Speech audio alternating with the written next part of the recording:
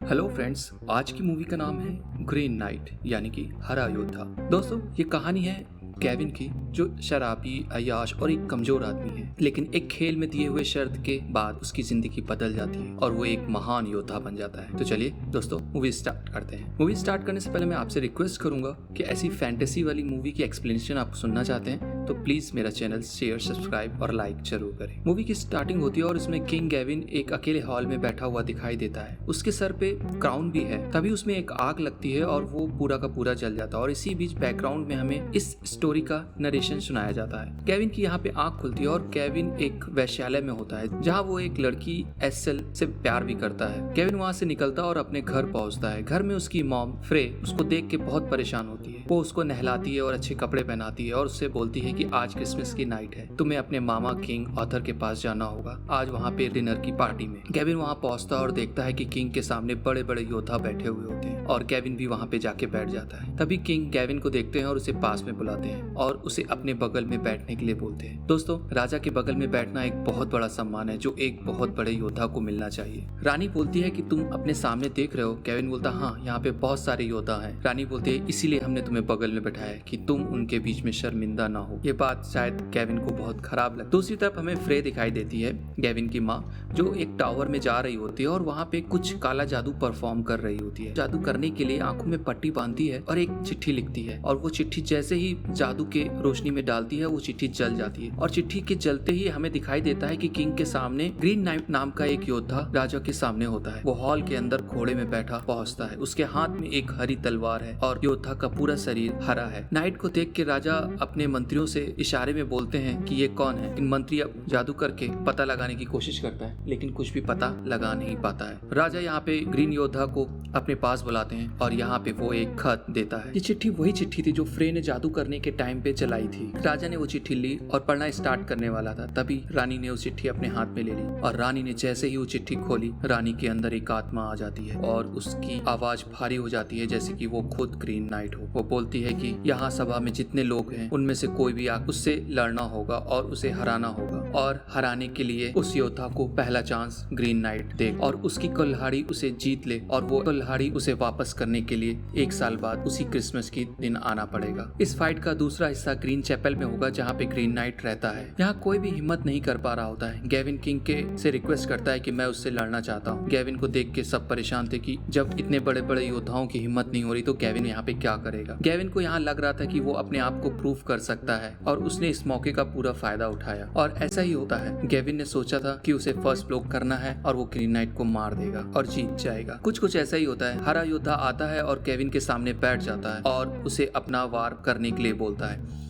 Gavin ने तलवार उठा के उसके गर्दन के 2 टुकड़े कर देता है और उसका धड़ अलग जाके गिरता है। सब खुश हो जाते हैं कि गेविन ने हरे योद्धा को मार दिया है, लेकिन थोड़ी देर बाद हमें देख हरे योद्धा बिना सर के खड़ा होता है और जाके अपना सर उठाता है और बोलता है 1 साल के बाद उसे ये कुल्हाड़ी लेके ग्रीन चैपल में इस खेल के दूसरे हिस्से को खेलने आना होगा और यहाँ पे हरा योद्धा चला जाता है। गेविन यहाँ परेशान होता है लेकिन हरे योद्धा के जाने के बाद सब शांत हो जाते हैं और यहाँ पे गेविन की बहादुरी के चर्चे होने लगते हैं। सब कुछ पहले की तरह चलने लगा था। गेविन की स्टोरी अब जगह जगह सुनाई जाने लगी है। गेविन अब कमजोर आदमी नहीं रह गया है, वो बहुत बड़ा योद्धा बन गया है। गेविन फिर से वही ओल्ड चीजें करने लगा था जिससे राजा उसे याद दिलाता है कि तुम्हें हरे योद्धा से किए गए वादे को निभाने के लिए क्रिसमस के दिन वहाँ जाना होगा। गेविन के जाने की तैयारी की और उसकी हेल्प के लिए गेविन की मॉम ने एक हरी बेल्ट दी और राजा ने उसे एक घोड़ा और हरी तलवार। उसकी गर्लफ्रेंड एसे ने भी उसे एक घुंघरू दिया जिसके उसने अपने गले में बांध लिया था। गेविन की माँ यहाँ पे बोल रही थी कि ये बेल्ट अपने आप से कभी अलग नहीं होने देना। जब तक ये बेल्ट तुम्हारे कमर पे रहेगी तुम्हें कुछ भी हार्म नहीं होगा। गेविन ग्रीन चैपल जाने के लिए निकल जाता है और रास्ते में उसे एक बैटल फील्ड मिलती है जहाँ पे बहुत सारे लोग मरे हुए थे और वहाँ पे एक लड़का दिखता है जो उन मरे लोगों को जला रहा होता है। गेविन उस लड़के से पूछता है ग्रीन चैपल जाने का रास्ता। वो उसको रास्ता बताता है कि इस नदी के किनारे किनारे जाते ही तुम ग्रीन चैपल पहुंच जाओगे। लेकिन यहाँ पे वो लड़का उससे पूछता क्या तुम एक वॉरियर हो? यहाँ पे गैविन उसको मना कर देता है और उसकी मदद करने के लिए गैविन उसे एक सिक्का भी देता है। आगे रास्ते में जाने के बाद कुछ और लोग आ जाते हैं और गैविन को पकड़ लेते हैं। गैविन को पकड़ने के बाद उसकी सारी चीजों को चुरा लेते हैं, जिसमें उसकी कुल्हाड़ी, उसका घोड़ा और उसकी बेल्ट थी, और गैविन को भी वहाँ पे रस्सी से बांध के चले गए थे। गैविन बेबस रस्सियों में बंधा हुआ पड़ा था, शायद मौत का इंतजार कर रहा था, लेकिन तभी गैविन को अपनी तलवार नजर आती और उस तलवार से उसने अपने हाथ की रस्सियां काट के वहां से भाग निकलता है। वहां से निकलते ही उसे रात गुजारने के लिए एक सुनसान झोपड़ी दिखती है। वो वहां जाके सो जाता है। आधी रात के बाद उसकी आंख खुलती है और वो देखता है कि वहां पे एक यंग लेडी जिसका नाम विनीफ्रेड था, वो पूछती है कि तुम मेरे घर पे क्या कर रहे हो। वो बोलता है कि मैं बस एक भटका हुआ मुसाफिर हूँ और यहाँ रात गुजारने के लिए आया था, मुझे तुम दिखी नहीं इसलिए मैं यहाँ पे सो गया। गैविन वहां से जाने लगता है, लेकिन फिर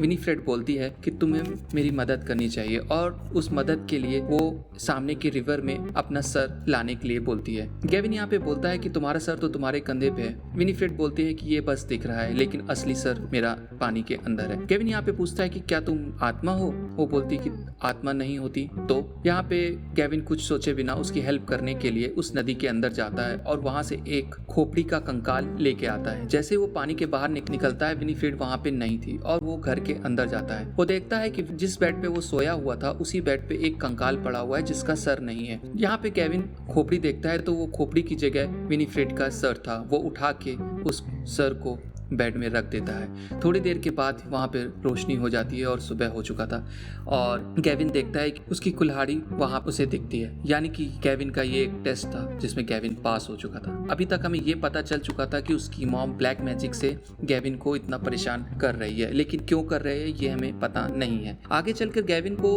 रास्ते में एक फॉक्स मिलती है जो उसकी तन्हाई की साथी बनती है और उसके साथ उसकी दोस्ती हो जाती है। वो दोनों काफी आगे निकलते हैं। गैविन अब रास्ता भूल चुका था इसलिए उसे पता नहीं चल रहा था कहाँ जाना है, लेकिन फॉक्स रास्ते में उसकी मदद करती है। एक दिन गैविन आगे बढ़ते बढ़ते एक महल के पास पहुंचता है। वहाँ पे उसको लॉर्ड मिलता है। लॉर्ड अपनी फैमिली से मिलवाता है जिसमें लॉर्ड, लेडी और उसकी माँ थी। गैविन ने उससे ग्रीन चैपल जाने का रास्ता पूछा और लॉर्ड बोलता है कि ग्रीन चैपल यहाँ से बहुत पास है और तुम्हें क्रिसमस में पहुंचना है तो तुम थोड़े दिन यहाँ पे आराम कर लो और नेक्स्ट डे में तुम वहाँ पे पहुंच सकते हो। गैविन ने उसका ऑफर स्वीकार कर लिया। उसी रात में उस महल में लॉर्ड लेडी गैविन को प्रपोज करती है और बोलती है अपने साथ सोने, लेकिन गैविन जो लॉर्ड के एहसानों में दबा हुआ था, लॉर्ड ने उस समय मदद की थी गैविन की जब उसके पास कोई भी हेल्प नहीं थी, तो गैविन लॉर्ड को धोखा नहीं देना चाहता था, इसलिए लेडी को मना कर देता है। यहाँ पे लेडी एस्ले के गिफ्ट को भी गले में देखती है और बोलती है कि तुम कोई योद्धा नहीं हो, तुम्हारे दिल में अभी भी प्यार है। लॉर्ड एक दिन जंगल में शिकार के लिए जा रहा होता है और गैविन से बोलता है मुझे आज जो भी शिकार पे मिलेगा वो मैं तुम्हें दे दूंगा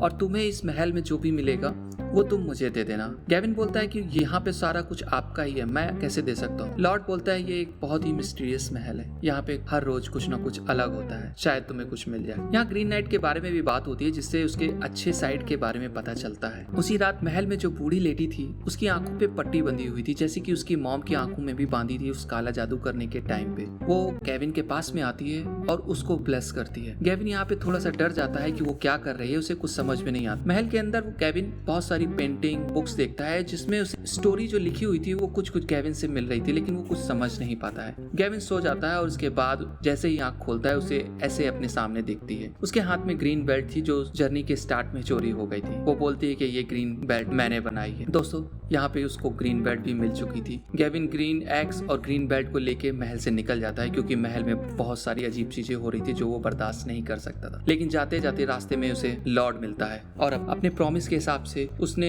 एक लोमड़ी पकड़ी थी और वो उसको दे देता है। दोस्तों ये लोमड़ी वही लोमड़ी थी जो गैविन की जर्नी में उसे मिली थी। दोनों की दोस्ती अच्छी लग रही थी। तभी लॉर्ड गैविन से बोलता है कि महल में जो तुम्हें लव मिला हुआ है वो मैं वापस जाना चाहता हूँ और गैविन को किस करता है, लेकिन गैविन अपने रास्ते पे चला जाता है और उसकी तरफ देखता भी नहीं। अब फॉक्स भी गैविन के पास आ चुकी थी। गैविन फॉक्स एक रिवर के किनारे पे पहुंचते हैं जहाँ पे एक बोट थी जिससे गैविन नदी को पार करना चाहता था। तभी फॉक्स ह्यूमन की आवाज में बोलती है और गैविन को मना करने लगती है और ग्रीन चैपल जाने के लिए ना करती है। वो फॉक्स जिसने उसकी हेल्प किया फॉरेस्ट में अब उसको जाने से मना कर रही है। गैविन ने फॉक्स की बात नहीं सुनी और बोट लेके निकल जाता है। फॉक्स अपने रास्ते पे चली जाती है। थोड़ी देर बाद हम देखते हैं कि गैविन ग्रीन नाइट के सामने पहुंचता है। वो सो रहा होता है जैसा कि प्रॉमिस में बोला था कि क्रिसमस के दिन उसे मिलना होगा, तो अभी क्रिसमस में टाइम था तो गैविन वहीं पे वेट करने लगता है। ग्रीन नाइट क्रिसमस की मॉर्निंग में जागता है और अपने प्रॉमिस के हिसाब से गेविन उसके सामने सर झुका के बैठ जाता है। ग्रीन नाइट अपनी तलवार उठाता है और उसके ऊपर मारने वाला होता है, तभी गेविन डर जाता है और बोलता है कि 1 मिनट रुको, और फिर बोलता है कि अब मैं रेडी हूँ। और एक बार फिर से ग्रीन नाइट ने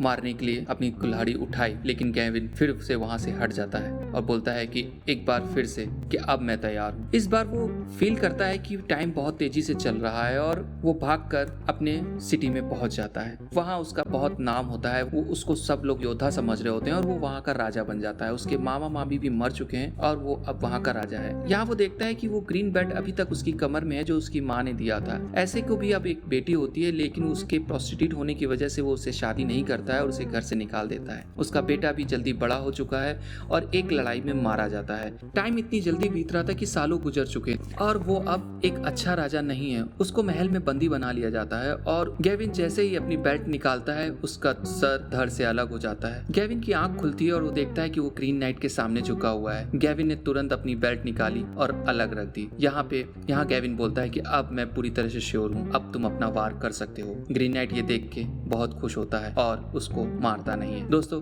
ग्रीन नाइट ने ये सब उसकी टेस्ट करने के लिए लिया था। ये सारा कुछ गेम में जो भी हो रहा था एक परीक्षा की तरह था जिसमें गेविन अब पास हो चुका था। ग्रीन नाइट ने अपनी उंगली गेविन के गले में फिराता है और बोलता है कि अब तुम्हारा सर अलग है। और यहाँ पे दोस्तों मूवी एंड हो जाती है। दोस्तों, आपको मूवी कैसी लगी? अच्छी लगे तो प्लीज कमेंट करिए और please like share subscribe. Bye bye.